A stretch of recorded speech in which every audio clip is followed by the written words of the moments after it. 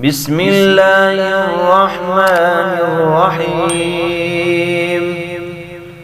إذا جاءك المنافقون قالوا نشهد إنك لرسول الله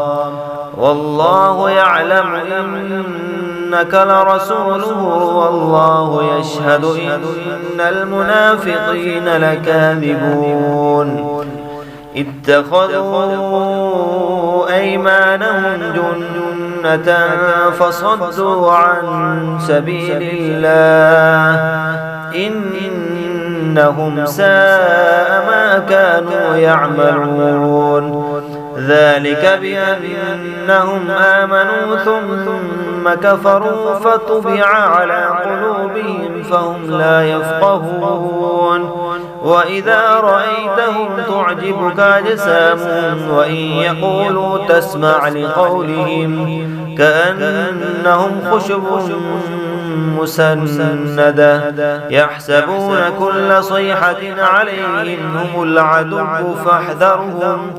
قاتلهم الله أنى يؤفكون وإذا قيل لهم تعالوا يستغفر لكم رسول الله لووا رؤوسهم ورأيتهم يصدون وهم مستكبرون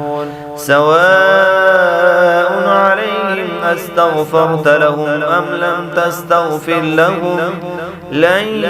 يغفر الله لهم إن الله لا يهدي القوم الفاسقين هم الذين يقولون لا تنفقوا على من عند رسول الله حتى ينفضوا ولله خزائن السماوات والأرض ولكن المنافقين لا يفقهون يقولون لئن رجعنا إلى المدينة ليخرجن الأعز منها الأذل ولله العزة ولرسوله وللمؤمنين ولكن المنافقين لا يعلمون يا أيها الذين آمنوا لا تلهكم أموالكم ولا أولادكم عن ذكر الله ومن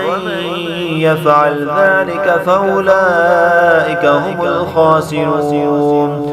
وأنفقوا مما رزقناكم من قبل أن يأتي أحدكم الموت فيقول رب لولا أخرتني إلى أجل قريب فأصدق وأكن من الصالحين ولن يؤخر الله نفسا إذا جاء أجلها والله خبير بما تعملون.